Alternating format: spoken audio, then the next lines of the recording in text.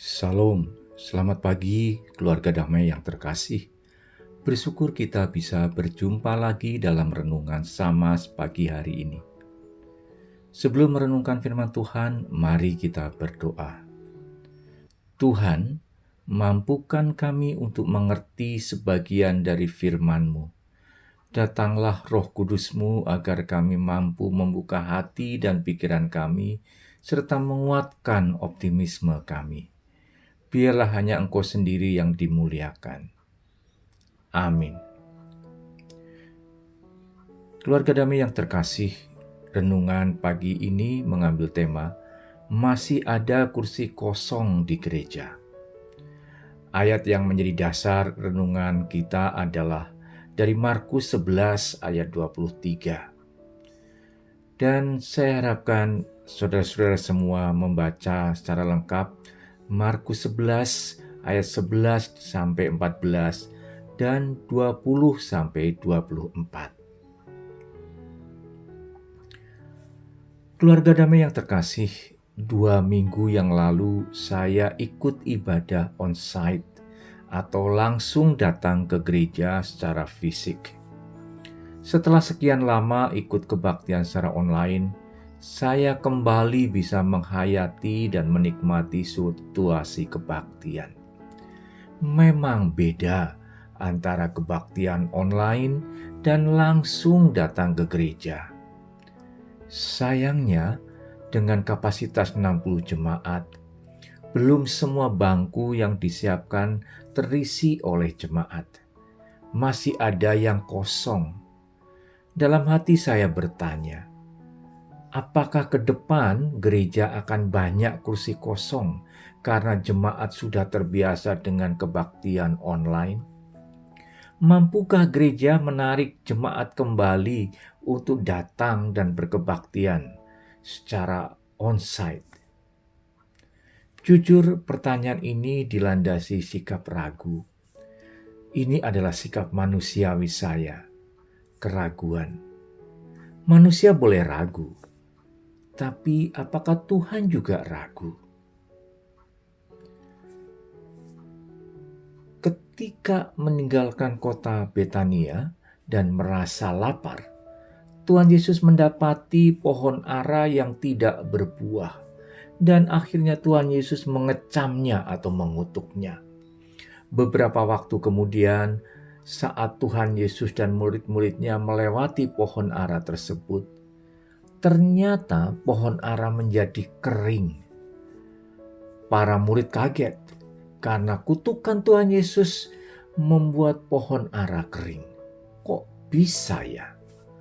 Mungkin seperti itu pikiran para murid. Tuhan Yesus menggunakan pohon ara menjadi alat untuk meyakinkan murid-muridnya. Ketika murid-murid kaget menemukan pohon ara mati gara-gara dikutuk oleh Tuhan Yesus. Dan beginilah apa yang diungkapkan oleh para murid. Rabi, lihatlah pohon ara yang kau kutuk, itu sudah kering. Melihat keheranan murid-murid, Tuhan Yesus berkata, percayalah kepada Allah.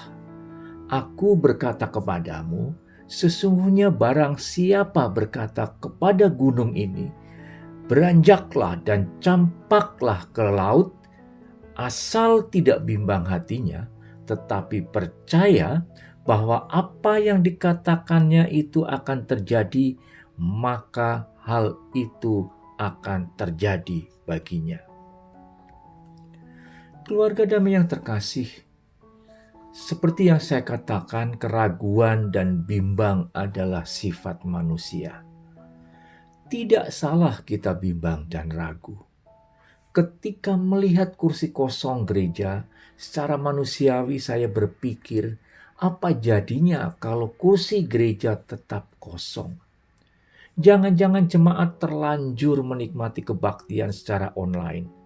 Mungkin lebih fleksibel dan praktis, dan tidak perlu transport ke gereja. Mudah, tinggal menghidupkan TV atau HP, sudah bisa ikut kebaktian. Walau bisa kita atur sesuai dengan keinginan kita, dan bisa customized istilah kerennya. Jadi disesuaikan dengan konteks dan kebutuhan dan waktu kita.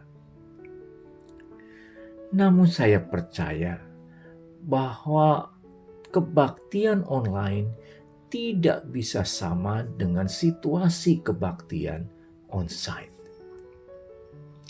Ketika saya merenungkan perkataan Tuhan Yesus ke murid-muridnya bahwa mereka dapat melakukan hal yang luar biasa, bahkan memindahkan gunung sekalipun, saya jadi lebih optimis. Karena gereja memang harus tetap didatangi oleh jemaat. Jemaat tidak bisa hanya mengandalkan kebaktian online karena memang kebaktian online tidak sama. Memang banyak godaan kalau kita melakukan kebaktian online. Kadar persekutuan menjadi berkurang kalau hanya mengandalkan online saja. Kita tidak tahu apa yang terjadi dengan anggota jemaat lain. Bahkan sikap kebaktian bisa menjadi mudah tergoda ke aku sentris, bukan Tuhan sentris. Tuhan Yesus berkata kepada muridnya bahwa mereka mampu memindahkan gunung ke laut. Kita harus bisa memindahkan jemaat dari depan TV ke bangku gereja yang masih kosong. Ayo kita buktikan bahwa kebaktian di gereja memberikan rasa persekutuan yang lebih dan memberikan rasa yang dekat dengan Tuhan dan sesama kita. Dalam nama Yesus, Tuhan kita bisa melakukannya. Mari kita berdoa. Tuhan, terima kasih atas firman-Mu agar kami tetap mengandalkan kuasa-Mu, bukan pikiran kami. Kami mohon agar Engkau memberkati jemaat agar mereka dapat kembali berkebaktian di gereja. Biarlah nama-Mu yang akan selalu disebut. Dalam nama Tuhan Yesus kami berdoa. Amin.